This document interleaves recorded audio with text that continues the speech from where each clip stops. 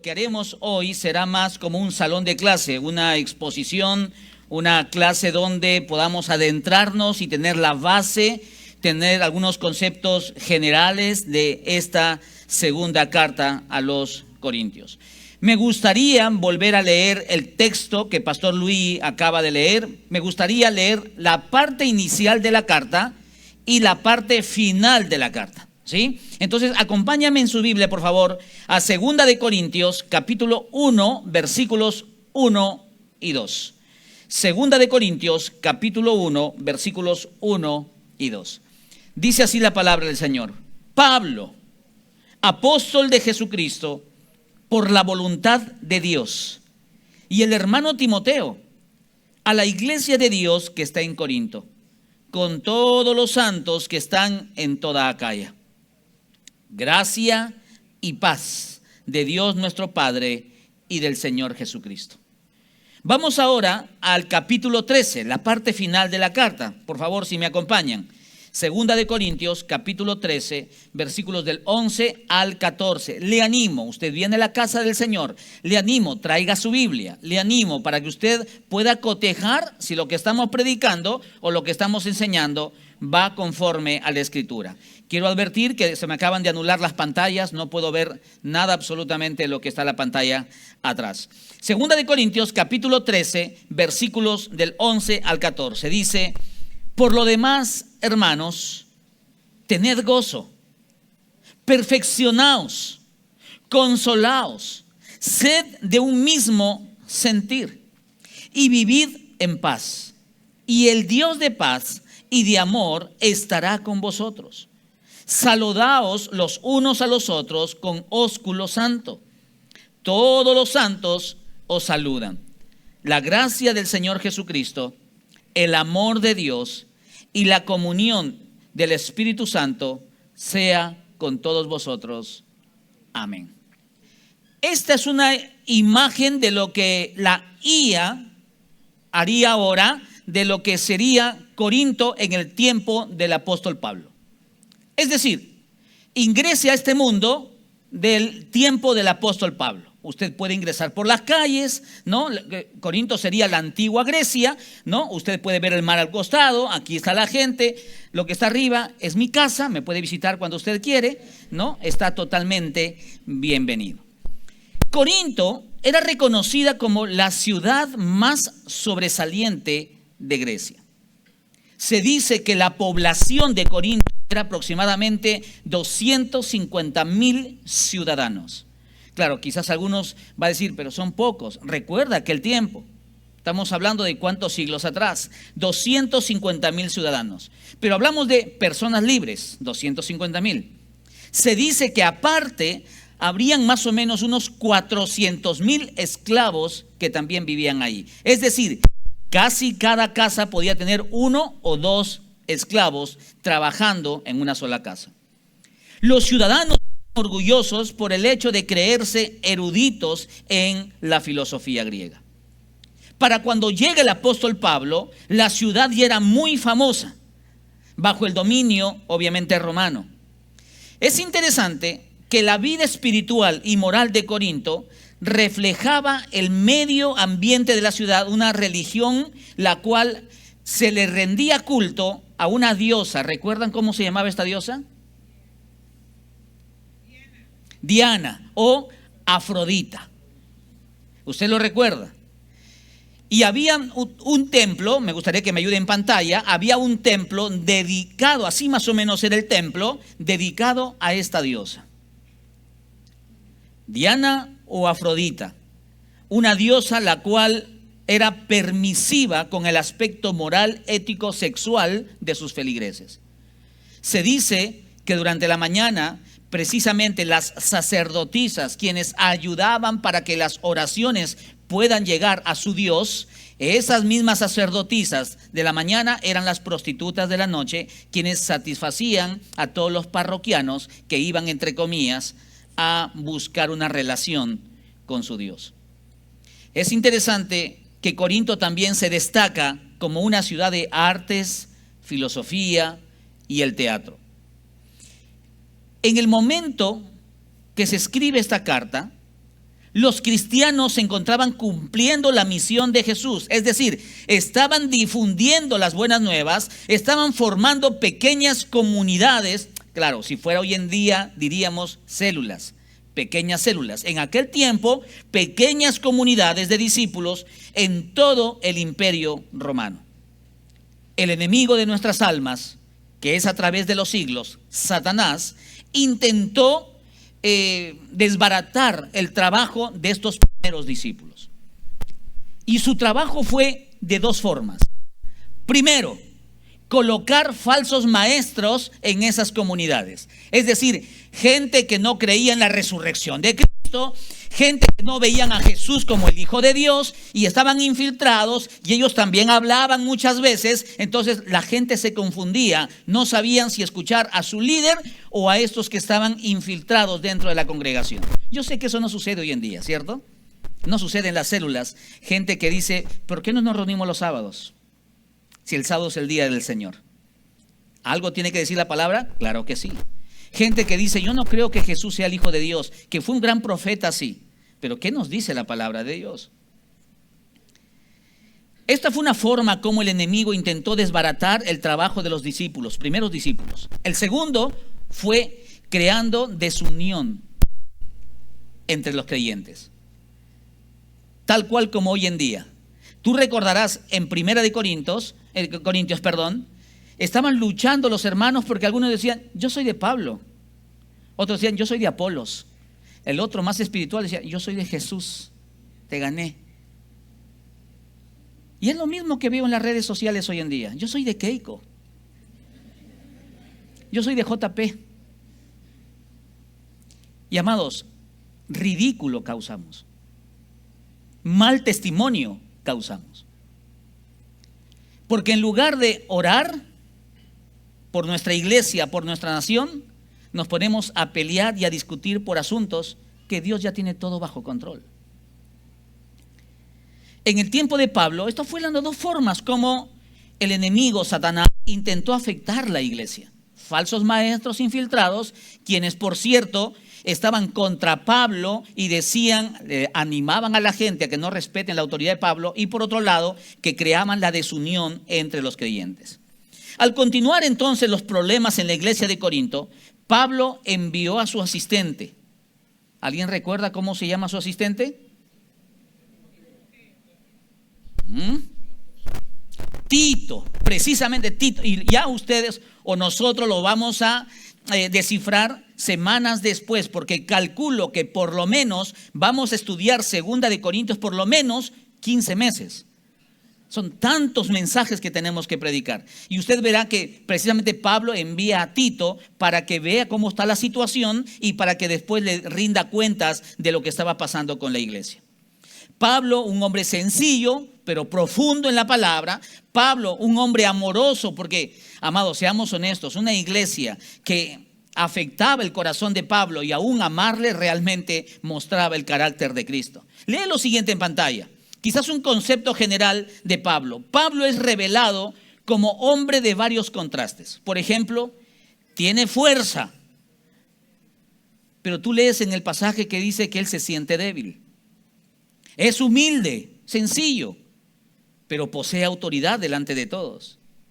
A través de la vida de Pablo podemos aprender cómo vive y cómo debe desarrollar su ministerio el siervo de Dios. Y aquí le animo a todo aquel que le sirve al Señor como líder de célula, como líder de zona, como pastor de sector, a mi cuerpo pastoral. Yo les animo a que profundicemos en esta carta de Segunda de Corintios. ¿Por qué? Porque todo siervo, considero, debe ser como una oveja, que a veces camina en silencio en medio de tantos agresores, de gente de adentro y gente de afuera. Gente que critica, gente que juzga, gente que menosprecia. Los hay aquí adentro y los hay afuera. La diferencia nomás es que de los de afuera tú los conoces, los de adentro muy infiltrados están. Pero también al mismo tiempo debe ser como un león para rugir cuando sea necesario. Y creo que Pablo nos enseña estas características a través de esta carta. aún en medio de los conflictos de la iglesia, había falta de respeto de algunos hacia el ministerio de Pablo. Que Pablo tiene que decirles incluso a ellos: ¿ya no se acuerdan que yo les compartí el evangelio? ¿Ya no se acuerdan de mi amor por ustedes? ¿Ya no recuerdan mis oraciones por ustedes? Qué triste experiencia le habrá tocado vivir al apóstol Pablo, pero que recibe la consolación de Dios por ahí en el capítulo 11, en semanas después lo vamos a ver. Hoy quiero plantearle 4 preguntas. Como dije, hoy no es una predicación expositiva, hoy más es un salón de clase, donde voy a plantear 4 preguntas a este libro de Segunda de Corintios para que nos revele aspectos importantes, para que nosotros tengamos ese contexto general semana tras semana que nos toque estudiar este libro. ¿Estamos? ¿Estamos de acuerdo? Acompáñeme en unas palabras de oración para iniciar. Padre, te pedimos que seas tú guiando nuestros corazones. Me imagino que alguno está con preocupaciones naturales de la familia, de la salud. De repente otro está más pensando en lo que está sucediendo con el país. No sé. Te pido, Señor, que aquietes nuestros espíritus y nos des la paz que sobrepasa todo entendimiento. Ayúdanos a descansar en que tú tienes todo bajo control. Guárdanos aún de nuestros propios pensamientos y emociones. Y permite que tu palabra, Señor, hable a lo profundo de nuestro corazón. Que tu Santo Espíritu pueda moverse con libertad para poder entender lo que tú quieres enseñarnos hoy. Te lo pedimos en Cristo Jesús. Y todos decimos. Primera pregunta que quiero plantear. ¿Cuántas preguntas vamos a plantear? 4. Muy bien, hijo. Muy bien. Vamos con la primera. ¿Cuáles son los datos básicos de esta carta? Porque tú cuando recibes una carta, quieres saber quién lo escribe, a quién lo escribe. Tú has encontrado una carta, tú no sabes si es para ti o para quién es. E incluso te gustaría saber la fecha, porque uno va abajo y dice Trujillo, y qué lindo es cuando ves una carta muy antigua, ¿no? A mí me gusta coleccionar antigüedades, creo que lo he dicho muchas veces.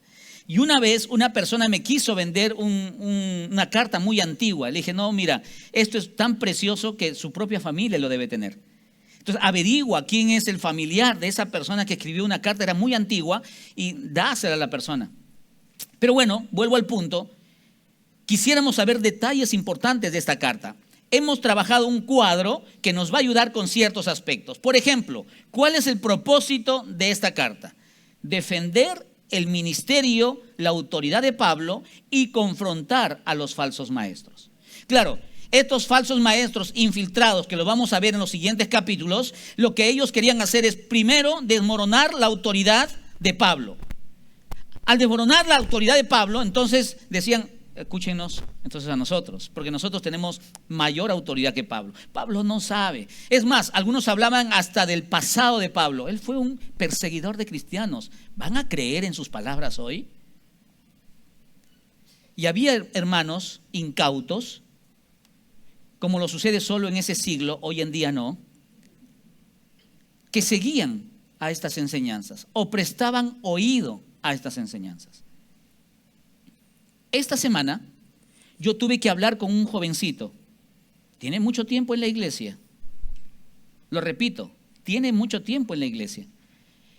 Pero había visto un video tal y había escuchado a un maestro tal y me dijo, pastor, estoy en duda si Jesucristo realmente es Dios. Y bueno, nos sentamos en la oficina y pudimos hablar con total libertad. Y amados, para eso siempre hay que ir a la palabra. Lo que estos falsos maestros querían hacer entonces es derrumbar la autoridad de Pablo para que ellos puedan tomar su lugar y ellos puedan destrozar la vida de la iglesia. ¿Quién es el autor? Pablo. Pastor, ¿por qué lo defines? Porque el capítulo 1, versículo 1 lo dice. Pablo se presenta, como todas sus cartas, apóstol de Jesucristo por la voluntad de Dios. Y es importante esta expresión, porque Pablo está diciendo, un momentito, yo no soy un autoimpulsado. Yo no soy alguien que, como no tiene trabajo, entonces, pues pastor voy a ser. No es alguien que, como le ha ido mal en la vida, a ver, pues si como pastor me va bien. Él es muy claro al decir apóstol de Jesucristo por la voluntad de Dios. No es un autollamado, no es un autoimpulsado, es alguien que Dios lo llamó precisamente. Pastor, ¿estás seguro? Lee después en tu casa Hechos capítulo 9 y verás esa confrontación de la conversión de Saulo, que es este personaje. Destinatarios, la iglesia de Corinto. Yo quizás soy uno de los que aún quedan, de los que les gusta aún escribir cartas con puño y letra. Qué lindo es cuando un esposo, un papá, un tío, un amigo aún te escribe a puño y letra. Claro, ya hacerlo con el celular, que ya le pones el corazoncito, ya le pones la florcita, le pones la casita, etcétera. Ya tiene sus detalles bonitos, pero qué lindo es cuando tú dices, esta persona se ha tomado el tiempo para escribir esta carta. Quisiera preguntar a los casados que están aquí, ¿cuántos de ustedes en su tiempo de enamoramiento, noviazgo, se escribieron alguna vez una carta a mano? Levanten la mano. ¿Alguna vez una carta a mano? Levanten en alto porque no es de avergonzarnos, ¿eh? Uno están así, me van a perdonar. No, levanta la mano. No bajen la mano, ¿eh? No bajen la mano.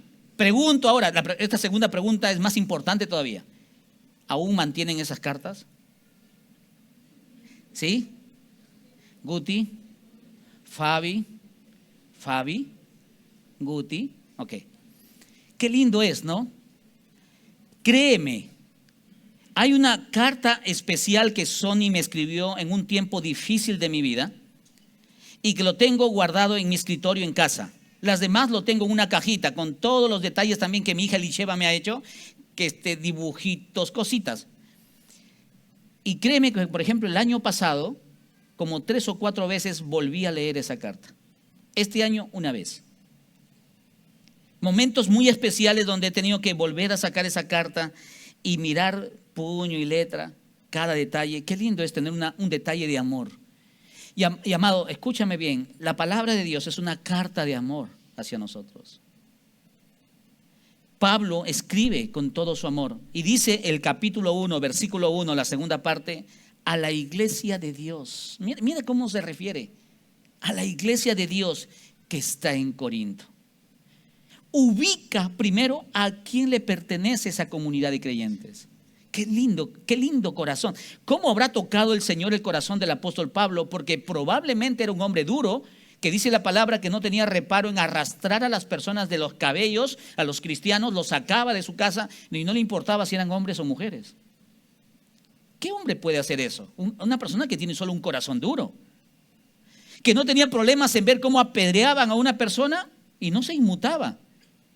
No creo que tenía un corazón blando, sensible, tendría que tener un corazón duro para que ni siquiera se doblegue ante una situación así, que alguien está muriendo delante de él y no se inmute. Y ahora estas palabras que refiere a la iglesia de Dios que está en Corinto. La fecha.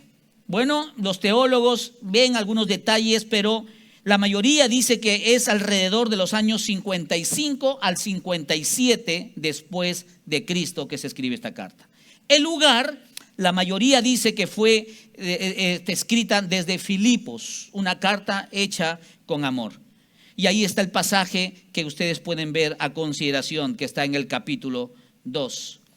Hay personas claves en esta carta de 2 de Corintios, y es Pablo, Tito, que cumple una función importante, y también los falsos maestros, con quienes Pablo tiene una disputa con ellos intentando desmoronar el ministerio de Pablo, Pablo siendo enfático con el evangelio de Cristo. Y ahí usted puede ver los pasajes y lo puede leer en casa, capítulo 2, versículo 12 y 13, capítulo 10, versículo 1, capítulo 11, versículo 33. Hemos visto datos básicos de la carta de 2 de Corintios. Ahora permíteme hacer una pequeña reflexión acerca de este primer punto. Podemos hacernos la siguiente pregunta. ¿Quién escribió esta carta? Pablo. ¿A qué comunidad iba dirigida? Corinto, la iglesia de Corinto. ¿Y qué situación particular movió su redacción? Es interesante, nosotros normalmente ante un problema cortamos la comunicación, cortamos el contacto. Ya no le voy a hablar, no le voy a decir nada. Es más, ni le voy a mirar. Esas son las reacciones que nosotros tomamos ante una situación de problemas. Pablo no. Aún cuando estaban atacando su vida y ministerio, él muestra su amor escribiendo una carta. Así que podemos identificar el vínculo emocional entre Pablo y la iglesia de Corinto, que aún en medio de los conflictos, Pablo nunca dejó de amarles. Y amado, esta reflexión puede aplicarse a cualquier contexto nuestro. Puede ser tu propia familia, puede ser tu centro de trabajo. Hoy día me escribió un hermano de la iglesia y me dijo, me puede llamar porque estoy con un cuadro, me dijo, de ansiedad. En ese momento no podía llamarle y le dije, te llamo en un momentito. Tuve que salir yo de un lugar, dije, te llamo en un momentito. Y oí que me mandaba mensajitos. Se me ocurrió cantarle una canción muy antigua que mi mamá me cantaba. Los que confían en Jehová son como el monte de Sión. Y se lo mandé. Y me empezó a mandar caritas tristes, caritas tristes, caritas. Uy, la malogré, dije. La empeoré. Es interesante, miren ese vínculo, cómo el Señor te guía. Yo simplemente le grabé esa canción porque esa canción dice que como Jerusalén tiene montes alrededor de ella, así Jehová está alrededor de los que le temen. Y eso yo después le mandé la canción, le mandé también un audio. Hijo, el Señor está contigo. Puede ser que en este momento tu esposa, yo, alguien no esté contigo, pero el Señor está contigo. Y él me mandaba esas caritas tristes y esperé hasta que me puso esa canción. Yo se las cantaba a mis amigos del colegio. Aún cuando me hacían bullying, yo se las cantaba. Por la gracia de Dios está mejor, pudimos hablar después. Pero es interesante, amados, ese vínculo. Cuando uno está guiado por el Señor te lleva a hacer las cosas correctas. Pablo le escribió con amor a esta iglesia, aún en medio de los conflictos y aún cuando algunos de la iglesia mostraban no solo desacuerdo, sino estaban maltratando la identidad de Pablo. Segunda pregunta que quiero plantear: ¿cuáles son los puntos clave de esta carta? Porque de esto vamos a hablar las siguientes semanas. Claro que vamos a ir paso a paso. Por ejemplo, la próxima semana se va a predicar sobre 2 de Corintios capítulo 1, versículos 1 y 2. Y como usted sabe, nosotros vamos desmenuzando bien los pasajes. ¿Cuáles son los puntos clave de esta carta? Bien, mira el siguiente cuadro. Hay diversos temas. Los temas están a mi mano izquierda, al caso ustedes también, ¿cierto? Mano izquierda y mano derecha está la explicación. Uno de los temas importantes de esta carta es acerca de las pruebas y también la esperanza que tenemos en Cristo Jesús. Y amado, ¿cuán importante es tener esperanza en la vida? Antes de venir aquí, ingresé al Facebook para escribirle algo a una persona que me había mandado un mensaje en la mañana y vi una familia que conozco que no son creyentes, son simpatizantes porque alguna vez han asistido a iglesias evangélicas, no son cristianos, son simpatizantes, pero qué triste fue que estaban recordando a una persona que había partido de este mundo. Es decir, estaban recordando a una persona en común que yo también lo conozco, que ha muerto, y esa persona que ha muerto murió sin Cristo. Y creo que como creyentes, alguien que parte sin Cristo, tú sabes a dónde va, obviamente al cielo no. Porque para recibir el cielo, primero hay que tener una relación con Cristo Jesús. Y es triste porque había colocado así, algo, las palabras más o menos es: amigo, no sé dónde estés, la persona ya había fallecido, por aquí o por allá, pero te recordamos con cariño. Y yo me quedé pensando en esto, qué triste es no tener esperanza. Y cuando partes de ese mundo, ni siquiera la familia o los amigos saber a dónde va uno. Amado, la palabra nos habla claramente del cielo y del infierno. No hay otro camino. Y no se trata de cuál ganamos, porque ningún mérito mío me lleva a obtener el cielo. Todo es por gracia de Dios y la obra de Jesucristo en la cruz. Y el primer tema que Pablo habla es acerca de las pruebas y la esperanza que tenemos en Cristo Jesús. Pablo experimentó mucha oposición, sufrimiento, persecución en su ministerio. Estas pruebas demostraron su autenticidad y su devoción a Cristo. Expresó su esperanza en el hecho de que el sufrimiento era temporal y que los creyentes en algún momento, cuando Cristo ya venga por nosotros, nos dará cuerpos glorificados.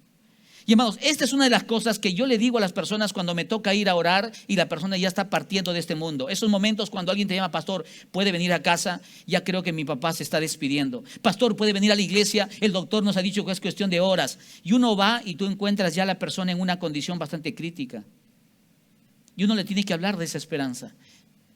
Y me ha tocado, recuerdo a un hermano que le decía, hermano, ¿te duele mucho? Y lloraba y me decía, como no tiene idea, pastor. Y jadeaba, como no tiene idea, pastor. Ya le habían puesto lo máximo para aplacar el dolor. Y lo que le podía decir es, amado, esto es temporal. Porque llegará el día en el cual el Señor nos llevará a su presencia donde no hay dolor, no hay sufrimiento. Por eso es que, amado, yo le digo con convicción, yo no le temo a la muerte. No le temo a la muerte. Quizás me daría tristeza cómo queda mi esposa y mi hija, pero sé que quedan también en las manos de Dios. Pero no le tengo temor a la muerte, porque sé las promesas que mi Señor Jesucristo me ha dado. Un segundo tema que Pablo habla es acerca de la disciplina en la iglesia. Y la disciplina es importante porque es parte de nuestro amor. Yo considero que a veces nosotros pensamos al revés. No disciplinamos porque amamos, no, que lo voy a castigar, no, que le voy a decir. Todo lo contrario, porque amamos decimos las cosas.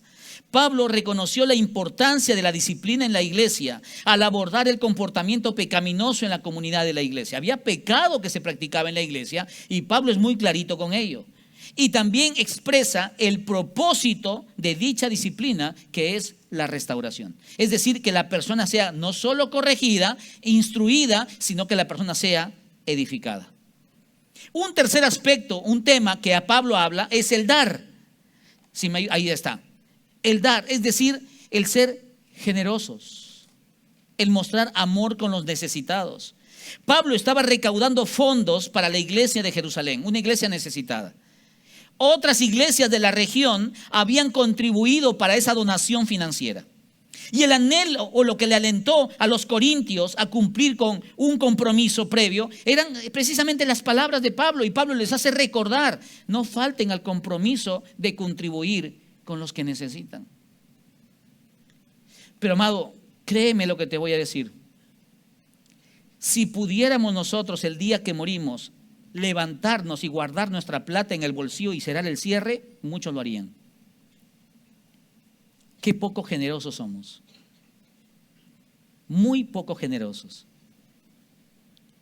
Hace muchos años mi mami dirigía el coro de la iglesia y nos reuníamos en la parte de la esquina allá. Y una mamá pensaba siempre en todos. Mi mami siempre decía, ¿cuántos de los chicos vienen de frente de la universidad sin cenar? Y mi mamá pedía colaboración. ¿Y qué hacíamos? Comprábamos pancito, mermelada, frutita, mantequilla. Y ahí preparábamos su chocolatito. A veces alcanzaba para tarros de leche. Y ahí compartíamos. Porque había ese corazón generoso. Yo recuerdo que había un joven que nunca tenía. No tengo, decía. No tengo. A veces decía, ya no he traído hoy día. Otra vez decía, me he olvidado. Pero varias veces, no solo yo, sino otros también lo veían en la OR. Antes había ahí una señora que vendía unos sanguchazos así, lo veían comiendo antes de venir acá, con su gaseosa, con su tremendo sándwich. Y amado, es triste lo que voy a decir, pero hay esposos que ni siquiera son generosos con su esposa. Madres que no son generosos con los hijos. Creo que toda familia tiene un WhatsApp por lo cual se comunica. Y me encantó una vez lo que mi papá puso. Estaba uno de mis primos en una situación bastante complicada de salud. Y mi papá puso ahí, colaboremos todos. Porque no solo es nuestra familia, sino que no vaya a dejar de operarse solo porque no somos dispuestos a apoyar para esa cirugía. Sería bueno que nos evaluemos. Y ahí está el pasaje de 2 Corintios capítulo 8, capítulo 9, que llegará su momento en el cual vamos a hablar sobre la generosidad. Otro tema, la enseñanza correcta. Falsos maestros estaban desafiando el ministerio y la autoridad de Pablo como apóstol. Claro, desafiaban para que no lo escuchen a él y puedan escucharles a ellos. Así que Pablo tomó estas acusaciones muy en serio y se defendió enérgicamente porque quería que se preservara la verdad acerca de Jesús. Por eso dije hace un momento, hay momentos de callar, hay momentos de callar. Pastor, por ahí dicen, bueno, hermanito, que sigan diciendo. Pastor, pero se refieren a usted, hermanito, que sigan diciendo. Ay, pastor, si supiera lo que dicen de esta iglesia, amado, habla de la novia de Cristo. No está hablando de mi esposa, está hablando de la novia de Cristo. Ay de esa persona que insulta o habla mal de la novia de Cristo. Se la verá con él. Pero hay momentos en los cuales tenemos que decir, hermano, un momentito, tal persona me ha comentado esto, que usted ha hablado de mí o de la iglesia. ¿Podemos sentarnos un momento y darme todo el fundamento para lo cual acaba de decir? Permíteme hacer varias reflexiones aquí en este segundo punto, acerca del desafío a la autoridad. Nuestro corazón no le gusta ser instruido. No nos gusta ser dirigidos. Nos incomoda por naturaleza la autoridad. ¿Qué acusaciones enfrentaba Pablo por parte de los falsos maestros? ¿Y cómo defiende su legitimidad ministerial? Debemos comprender que el conflicto entre líderes siempre amenaza la unidad de la iglesia. Cuando tú tienes una célula y hay alguien que está hablando mal del líder de la célula, no lo permitas. Porque lo que está haciendo es desafiando a la autoridad.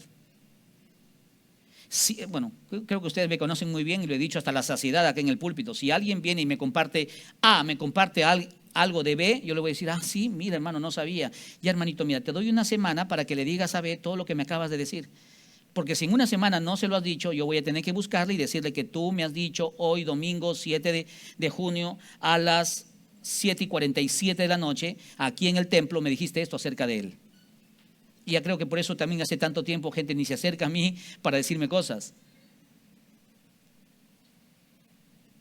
Pablo aquí defiende su ministerio y lo hace con toda autoridad. Mira lo que dice el capítulo 3, acompáñame en tu Biblia.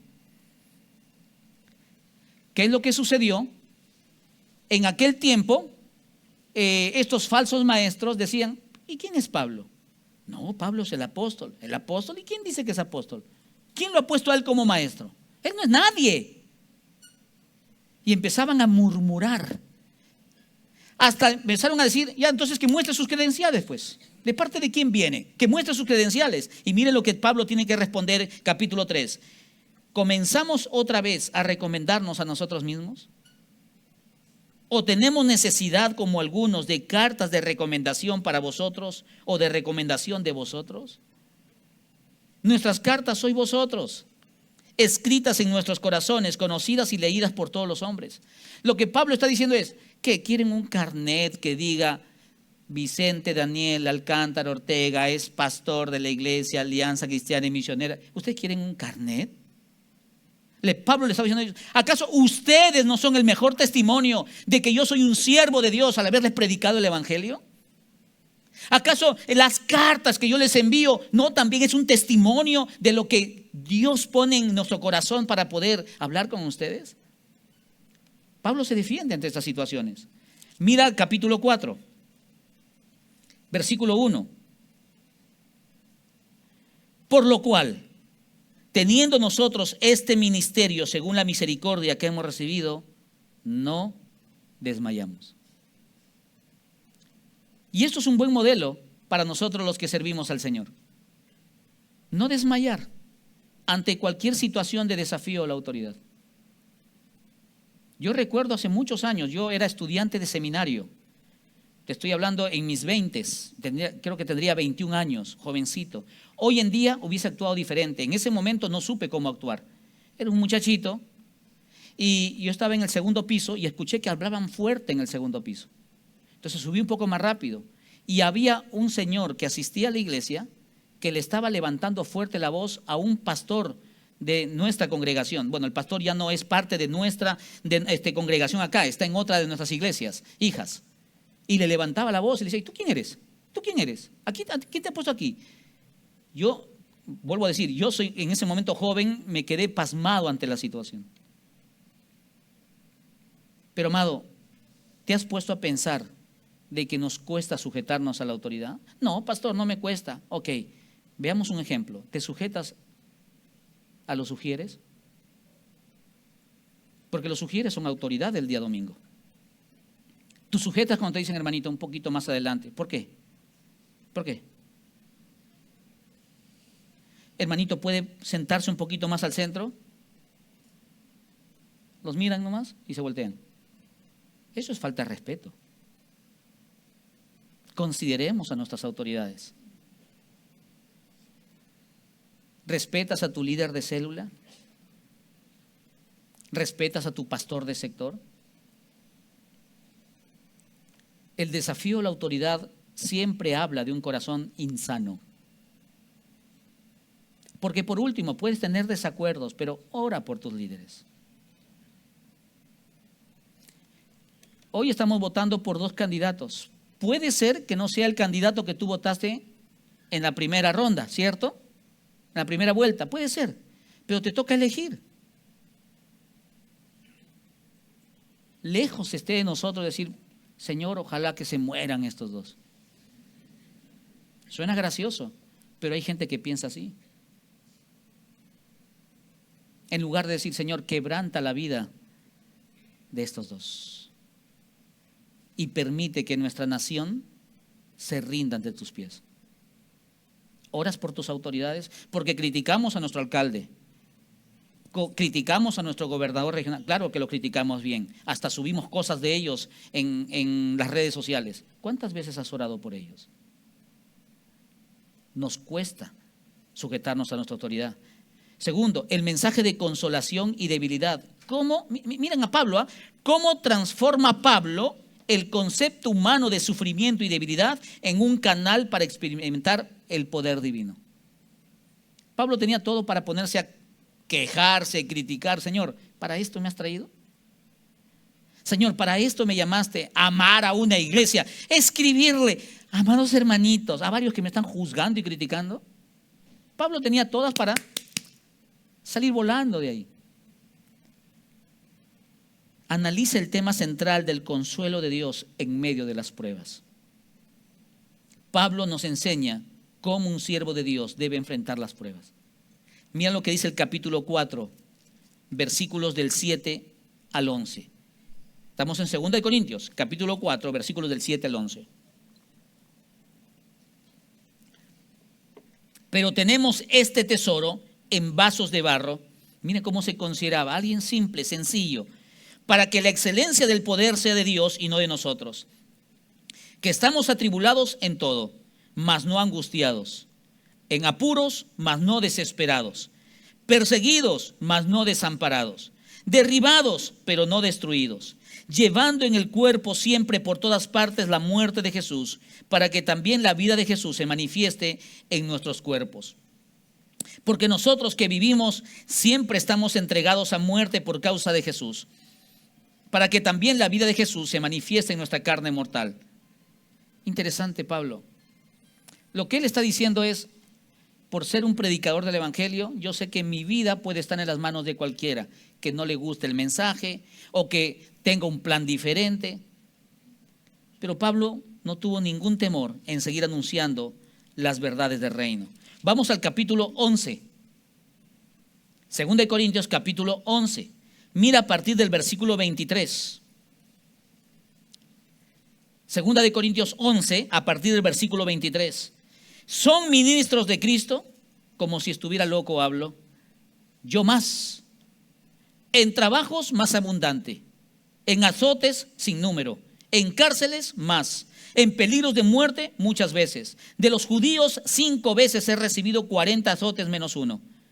3 veces he sido azotado con varas, 1 vez apedreado, 3 veces he padecido naufragio, 1 noche y 1 día he estado como náufrago en alta mar, en caminos muchas veces, es decir, yendo a un lugar, caminando, ¿no? No en movilidad, sino en caminando. En peligros de ríos, peligros de ladrones, peligros de los de mi nación, peligros de los gentiles, peligros en la ciudad, peligros en el desierto, peligros en el mar, peligros entre falsos hermanos, en trabajo y fatiga, en muchos desvelos, en hambre y sed, en muchos ayunos, en frío y en desnudez.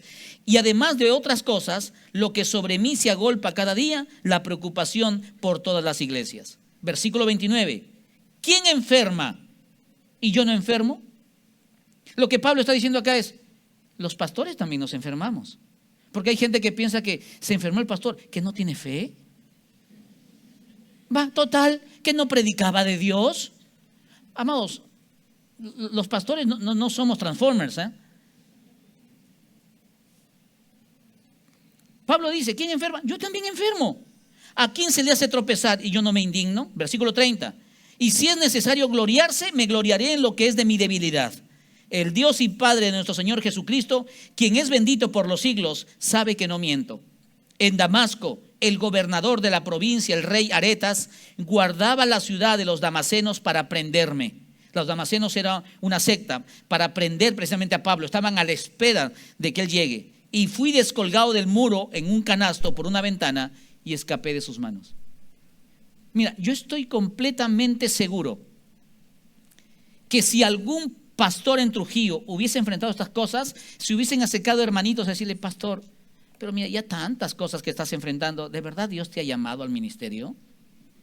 ¿No será que Dios te está castigando? Pastor, ¿no será que serás un autoimpulsado? Amado, Pablo describe lo que le tocó enfrentar.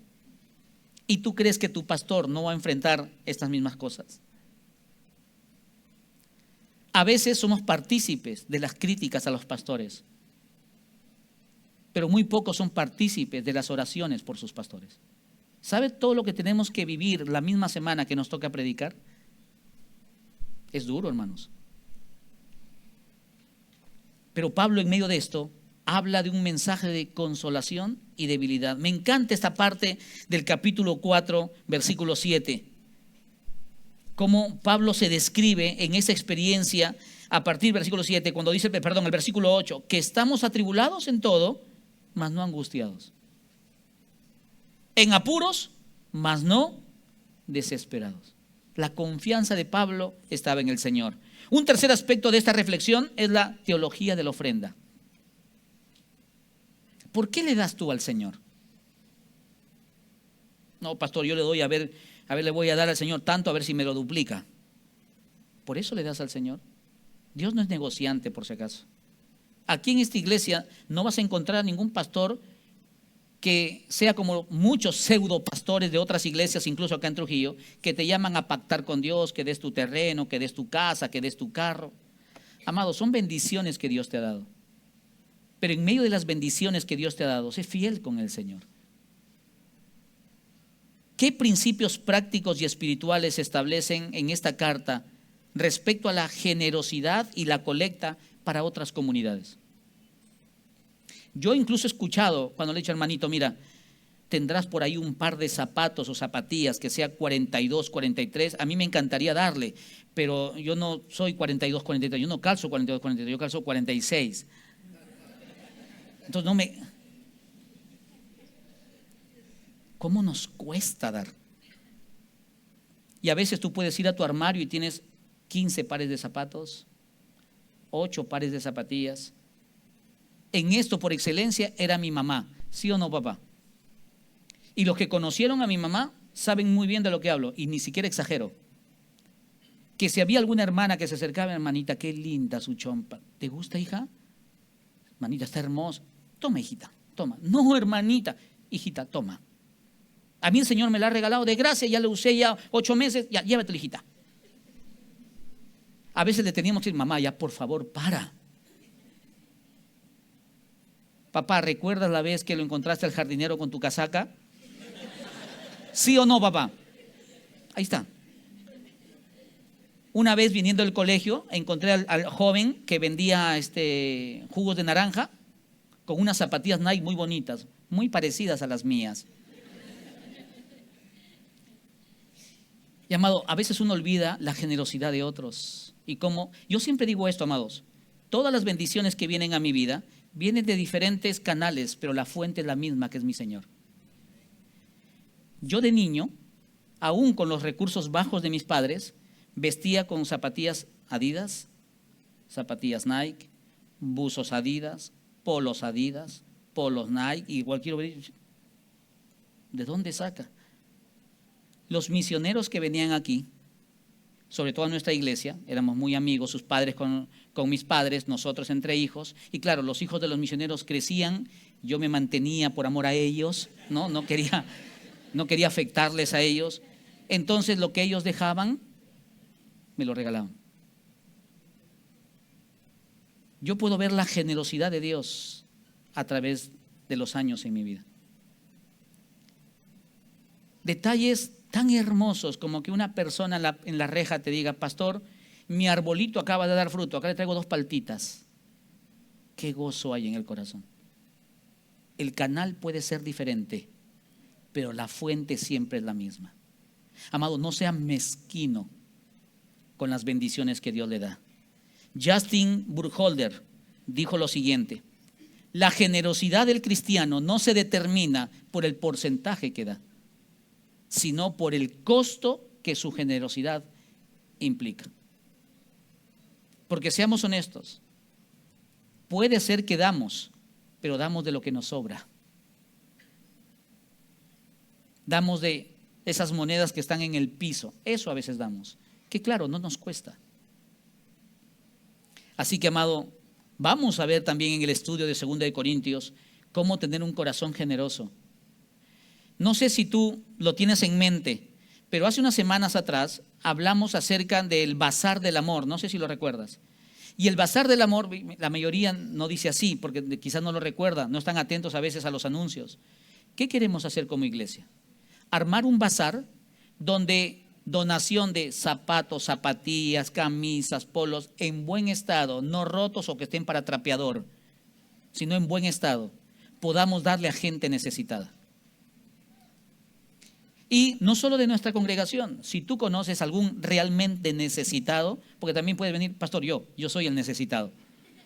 Amado, hay gente necesitada que no tiene los recursos. Por muchos años nosotros fuimos al botadero de basura, allá donde está Inca Link. Y